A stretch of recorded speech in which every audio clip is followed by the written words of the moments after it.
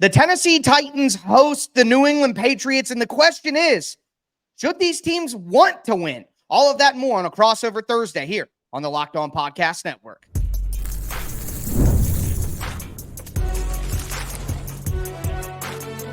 You are Locked On NFL Crossover, part of the Locked On Podcast Network.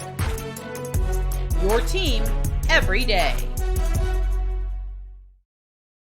Welcome to another crossover Thursday. It's Locked On Titans. It's Locked On Patriots. I am your host, Tyler Rowland for Locked On Titans, here with the host, Mike Debate from Locked On Patriots. Today's crossover Thursday is brought to you by Prize Picks. Download the app. Use the code Locked On NFL to win $50 instantly when you play $5. On today's show, we're going to look at whether the Patriots will have Drake Maye back after leaving the game early last week. Will Levis be back on the field for the Titans? And should either of these teams want to win this game? Before we get into it, thanks for making Locked On Titans and Locked On Patriots your first listen each and every day. Make sure that you get subscribed, stay subscribed for year-round content on your favorite team.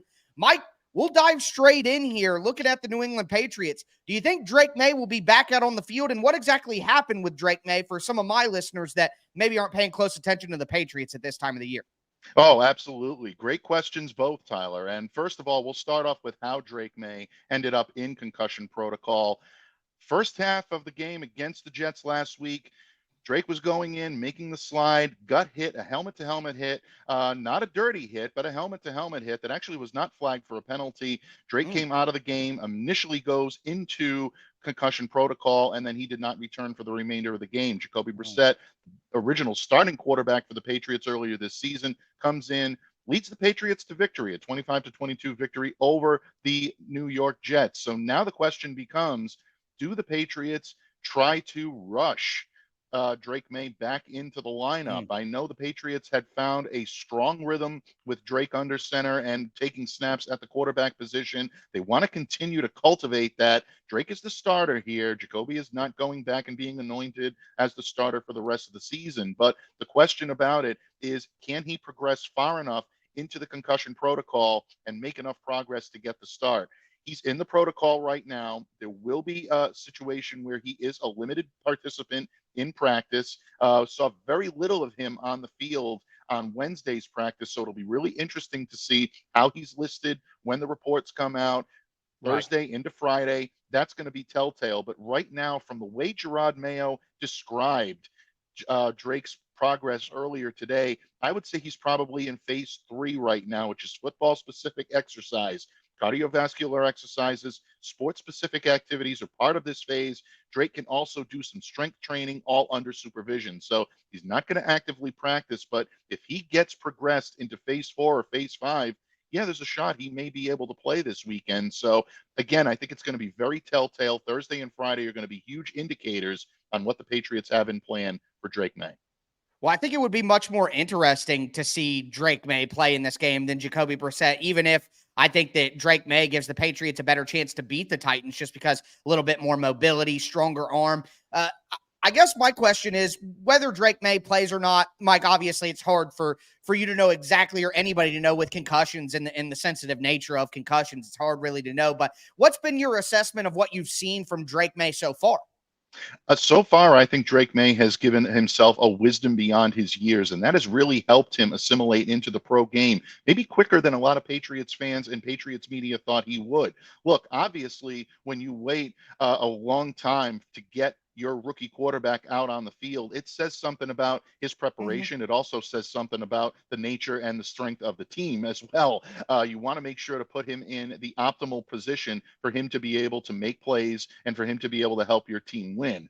Obviously, in the first few weeks, the Patriots wanted to still work with Drake on his mechanics, have his footwork match his eyes, make sure that when he's taking the ball out of shotgun, he's leading with his left foot as opposed to his right, which he did have a lot of success with at North Carolina. But when you're playing a pro-style offense, Tyler, you know as well as anyone, you need to make sure to protect yourself, and that's what Drake Maye needed to do under the supervision of Alex Van Pelt and quarterbacks coach T.C. McCartney. I'm seeing a lot of that. I'm seeing Drake not force the long ball or force the big play and take the check down when he needs to. Now, that's not to say he won't roll out and make things happen. He can go off script, and it does help the Patriots mask what has been a porous offensive line for much of the Right. season. So Drake obviously gives you the better chance to win from top to bottom because it takes the blueprint away from beating the Patriots, which is stack the box, blitz a little bit, play man coverage, those single high safety looks. If Jacoby Brissett's under center or taking snaps, you want to force him to hold the ball and make the Patriots pass catchers beat you. With Right. Jacoby Brissett in the lineup, that hasn't happened, save for the final drive, the game-winning drive last week against the Jets. It did work, but at the same time, Drake Maye gives you a much better chance to win if that's your regular blueprint. So, yeah, to me, I think there is definitely an urgency to get Drake Maye back out there. The question is, with the Patriots being at 2-6, you want to make sure that when he does step out on the field, he's fully ready. It really is, I think, more about his health at this point than anything else, Tyler. And there might be, one thing to consider. The Titans do have a pretty formidable front. The Titans aren't Absolutely. a great football team, but one of the best things they got going for them is that front. I'm sure we'll talk about that here in a little bit. And they got going pretty well against the best O-line in the NFL last week. That may be something to take into consideration. Speaking of defense, obviously the Patriots are a 2-6 team. It hasn't been a great season, but the defense has had moments. What have you seen from the Patriots defense that makes them, a formidable group? This secondary right now, I think, has stepped up to the challenge and played despite the absence of several key players. Kyle Duggar has been injured. When he has been in the lineup, he hasn't been the same type of player. Obviously, Jabril Peppers, one of their top safeties, off the field issues. He's out until further notice. So when you look at the guys that have had to step up in his absence, guys like an undrafted rookie in Del Pettis coming up and playing big, someone like a Jalen Hawkins and Marte Mapu, who is technically a linebacker who's playing more safety, but he plays up towards the line of scrimmage. So he's being that star type player, that role that Adrian Phillips played so well for the Patriots for a few years under Bill Belichick. Marte's coming in now, and he's not only playing that role, but he's also playing a double for what Kyle Duggar gives you. So that secondary has been very good in terms of being able to limit scores in the red zone, but it all starts with Christian Gonzalez, who has been a phenomenal lockdown corner, really shutting down your opposing team's top wide receiver. He did it against Davante Adams last Sunday. He's been doing it consistently. Yeah, there have been moments and lapses in coverage and difficulties that he's had, but I think a lot of people need to remember this, for all intents and purposes, is still his rookie season. He went down very early last year with a torn labrum and did not see much action. So Gonzalez, combined with that secondary, has been very good, and that's a good news for the Patriots because their front seven has been a little on the porous side. They've yielded the run more than they have in years past. They're lacking that explosive pass rusher in Matthew Judon and tried to replicate that with Keon White, but without someone like a Christian Barmore up front to take on the double team, Tyler, offenses are zeroing in on him, and it's very difficult for him to find his rhythm and get after and get home against the pass rush on a consistent basis. So Patriots defense clearly has a good scheme in mind. I think it's been more about personnel and being able to execute what they want, but they still have a good game plan. And if they can execute it and get contributions from the next men up, this is still a defense that needs to be reckoned with. Yeah, and it's a winnable game for the Patriots at the end of the day.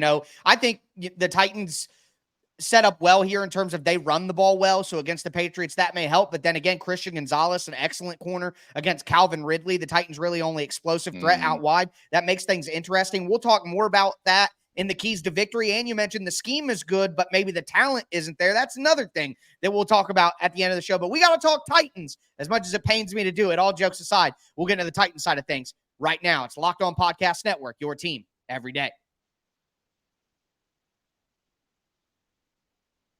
Today's episode is brought to you by 5 Hour Energy.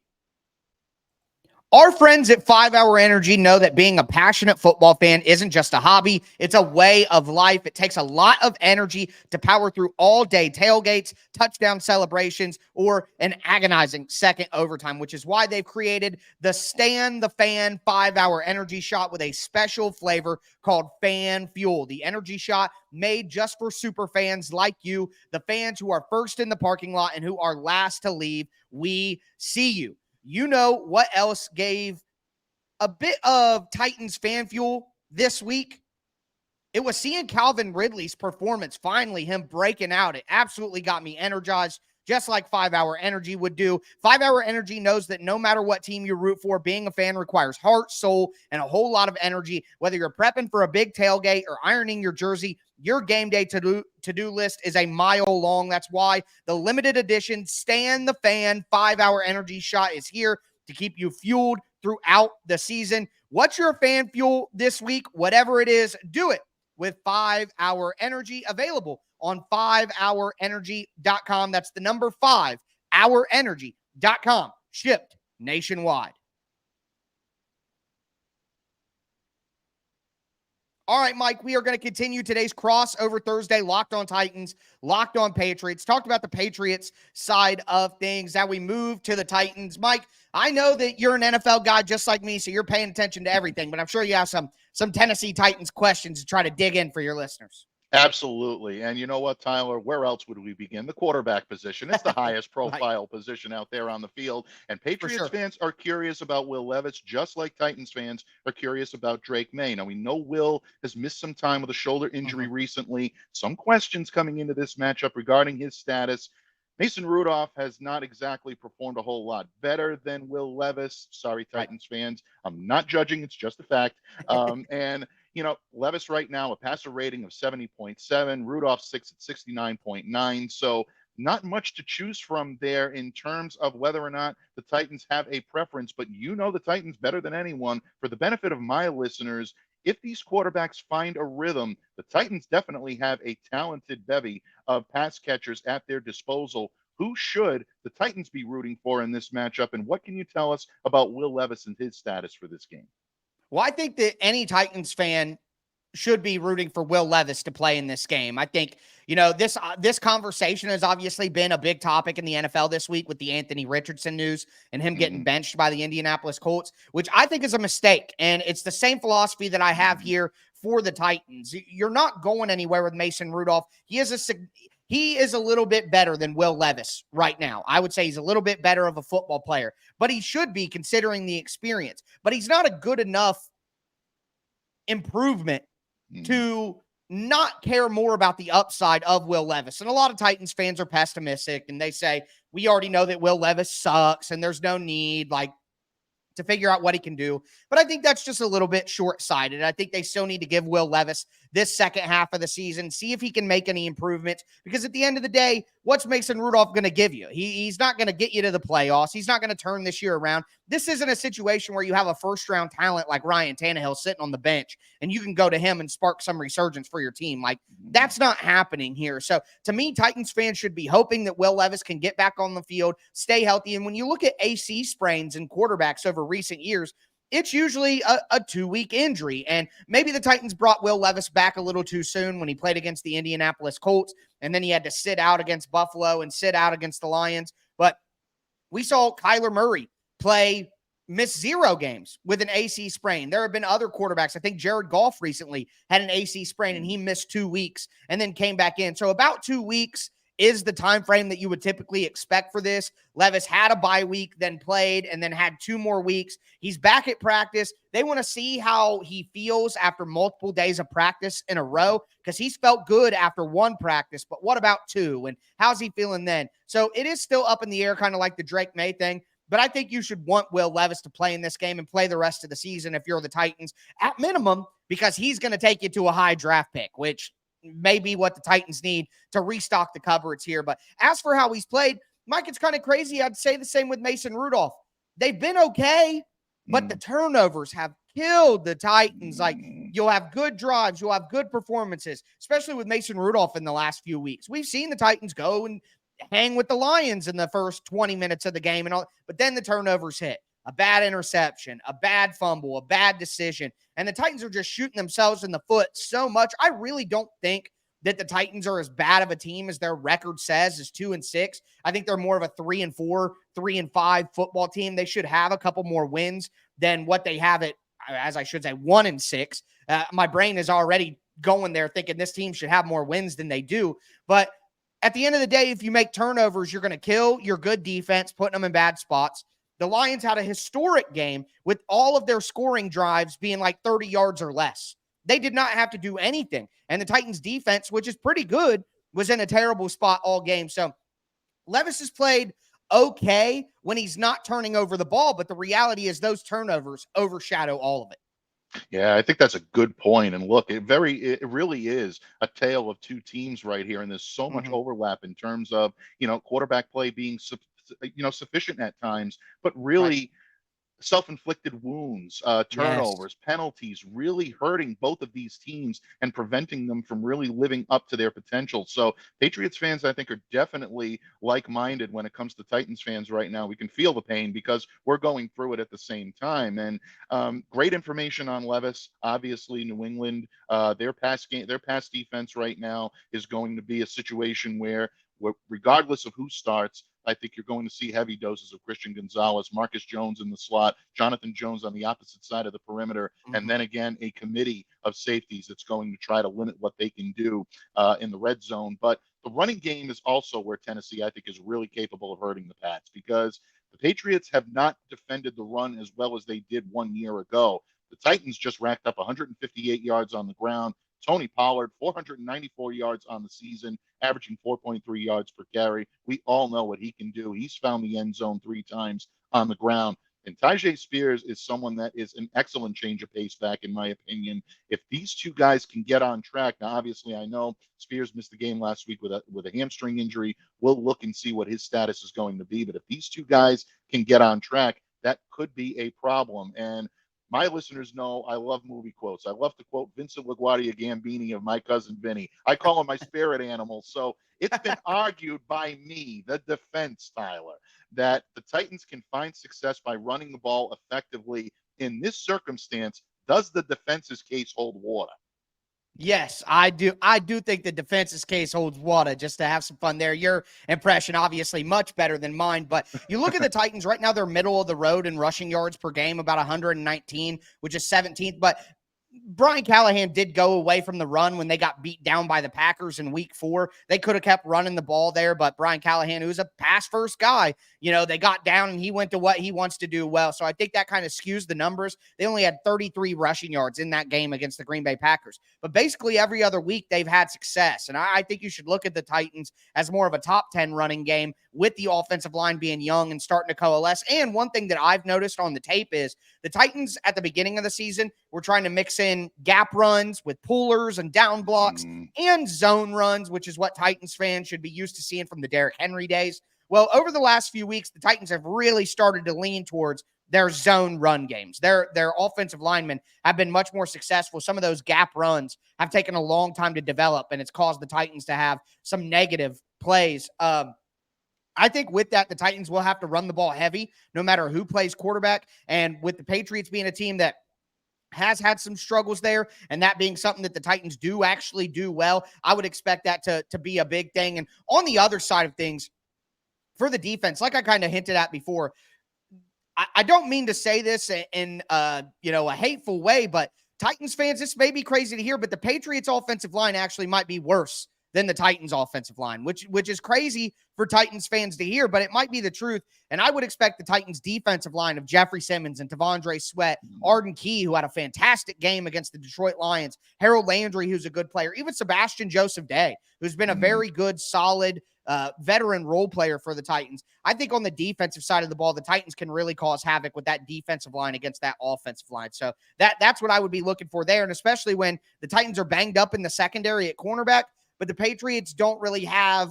the game-breaking offensive weapon that maybe some other teams have had. So I think that gives the Titans a really big advantage on that side of the ball.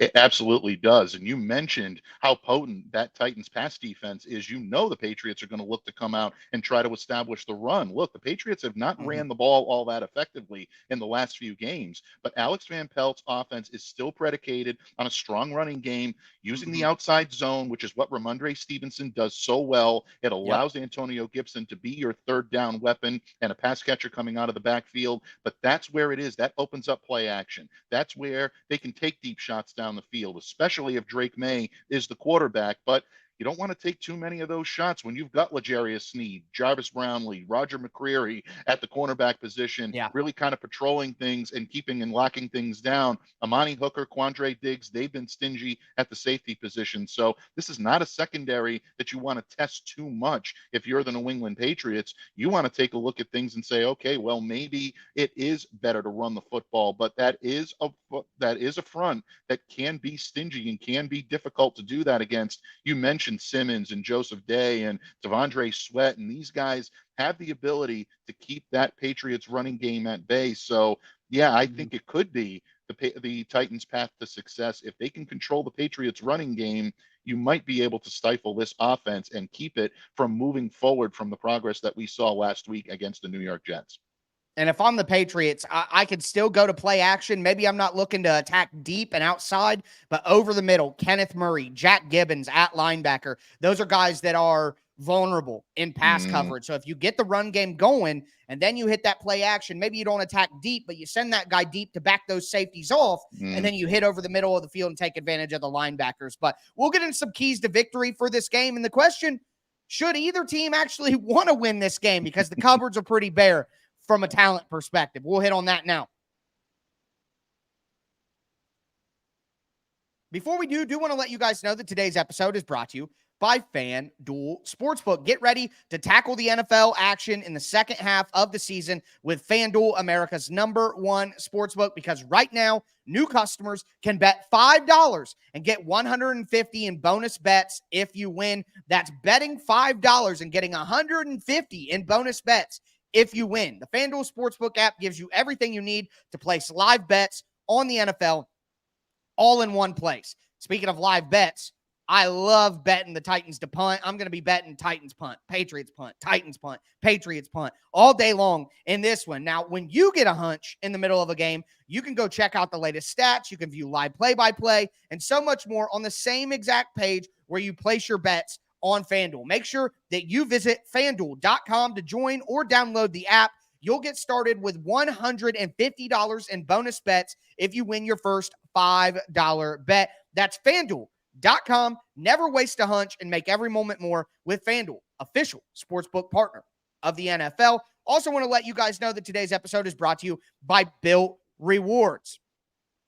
Listen, renters, ever feel like you're stuck in this loop of rent payments, just watching your money vanish into thin air? It's time to turn that rent game around and start earning some serious rewards. That's where Bilt Rewards comes in, B-I-L-T. Bilt is breaking ground as a neighborhood rewards program that hooks you up with points on your rent every month.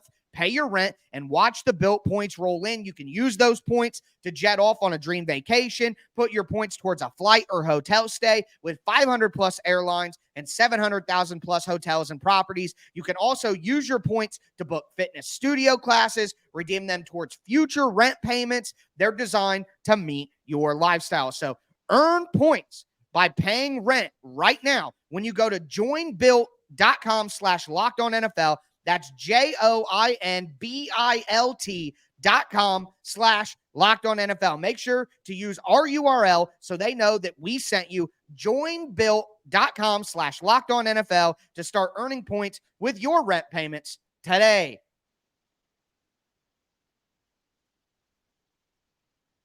All right, Mike, we're going to cap off today's crossover Thursday. Locked On Titans, Locked On Patriots. Thank you for making Locked On your first listen each and every day. For your second listen, make sure that you check out Locked On NFL so you get your Titans news or your Patriots news here with me and Mike in under 30 minutes every day. Now get your NFL news in under 30 minutes with Locked On NFL. You got me in the morning, the madman, taking you through all the biggest stories in the NFL. And then you got the barber himself, the OG, Tony Wiggins, doing the afternoon show. Make sure that you get your entire day covered with your favorite team's news, your NFL news. It's Locked On NFL, part of the Locked On Podcast Network, your team every day. But, Mike, I'm going to ask you this question before we go through our keys to victory here.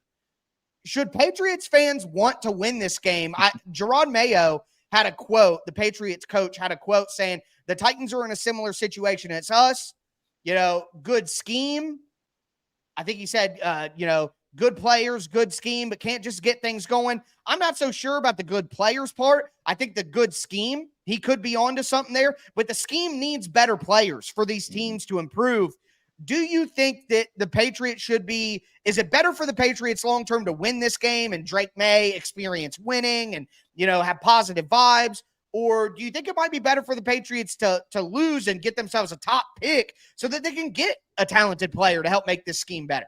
That's the $1 million question right now. I Right. mean, do you sell out now to get wins, to get experience, to get these players used to being able to take it to teams and get, a win like they did last week against the Jets? Right. Down, have to come back. You need to utilize all of your players on the field in order to be able to get the job done. Key stops on defense and strong showings on offense. To me, I think that's the modus operandi that the Patriots should be operating under this week, Tyler. Look, bottom line, you don't get the opportunity to win games that often. And this game is just as winnable for the Titans as it is for the Patriots. So I don't mean to make it seem like you go for the jugular when you can. They have just as many opportunities to beat the Patriots as the Patriots have to beat the Titans. But you Right. look at the rest of the schedule along the way, and there are not going to be that many winnable opportunities for the Patriots. They got the Bills coming up twice. They got the Chargers on this schedule. The Patriots are going to have to be very good to be able to take it and beat these teams. They're going to need to be very good to beat the Titans this weekend. But I think in the grand scheme of things, you pile up wins as much as you possibly can. It's good for a team psyche. It's good for their morale moving forward. A couple of weeks ago, the big question around this team was whether or not their own coach was calling them out and calling them soft. Right. Patriots responded on Sunday against the Jets by playing tough on both sides of the ball. I would say continue to play tough, try to go for the win. That pick will be there. You're not dealing with a team that's going to play itself into a playoff contention or play Right. itself into a mid-round pick. They're still going to be in the top 10 range. And based on their needs of what they need, yeah, to me, that's where you go. So if you do play yourself out of the first round pick, you're not playing yourself out of contention for the next few years. I think if you're the Patriots, you go for the win while you can. I feel the same for the Titans. I know that the Titans need a high pick, but they have to play the Texans twice. They have to play the Chargers. They play Minnesota next week. The Titans aren't going to get so good that they hurt their draft stock. But after losing to Buffalo by 1 million and losing to Detroit by 1 billion, they need this for the locker room. And I don't think that one win against the Patriots is going to put the Titans in a position where they can't get the type of player that fans are hoping to get. So I think the Titans do need to, like you're saying, this is a winnable game for the Titans. I don't think that the Patriots are some pushover or the Titans are going to win, but they're going to have to play well to win the game. But this is at least a winnable game for the Titans. And I think for the Brian Callahan experience, the Titans really need to win this game. And to do that, my keys to victory are run the football, stop the run for the Patriots, and don't turn over the ball. I know that that's super cliche, super simple, but the Titans have not been able to do some of these easy things consistently. So run the football, stop the run, create turnovers. That's the end of the story. And if the Titans do that at home against a Patriots team that's at least in a similar price range, talent-wise, I think the Titans can win the game. Yeah, I agree with you. I think this is going to sound very cookie cutter, very cliched, but very similar, and I think very poignant. For the New England Patriots, if you're going to do that, yes, you have to effectively run the football. Ramondre Stevenson and Antonio Gibson need to be a huge part of how you run your offense. And that's going to allow either Jacoby Brissett to be able to manage the game, or it's going to allow Drake Maye to be able to maybe take some chances, like you said, downfield, but definitely utilize the middle part of that Titans defense in the middle part of the field in order to be able to make things happen and advance the ball. In order for the Patriots to win, they have to sell out to stop the run. The Pats last week had a big time, improvement from guys like Christian Ellis and Raekwon McMillan, who came up and helped this team get tackles and stop the run when they needed it. It was a one-man show for Devon Godshaw the last couple of weeks. It was nice to see him get some help. If that happens, it allows the secondary to set up and be able to defend against guys like Calvin Ridley and Tyler Boyd. So that's a big key for the New England Patriots, selling out, stopping the run, getting that Titans running game in check, and then you can go to work. And if you're the Patriots, you have to stop with the mindless penalties. You have to stop turning the ball over. They did not turn the ball over as much on Sunday against the Jets, and they've really been better about being more disciplined. You need to see that growth continue.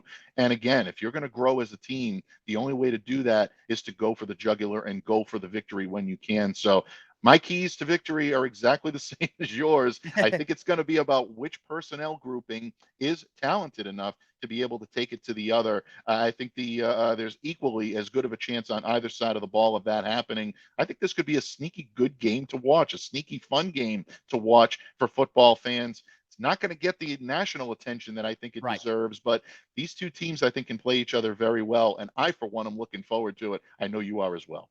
Yeah, absolutely. I mean, at the end of the day, I love football, so I'm ready for another game. I got to give a shout out to my guy Cody Rourke from Locked On Broncos. He calls them SWIs, self-inflicted, or SIWs, self-inflicted wounds. I think it's a classic thing, and we've, cliche football stuff, but it's the case for these teams. Whichever team doesn't lose the game by beating themselves is probably the team that wins. But that's going to do it for this crossover Thursday. Locked On Titans, Locked On Patriots.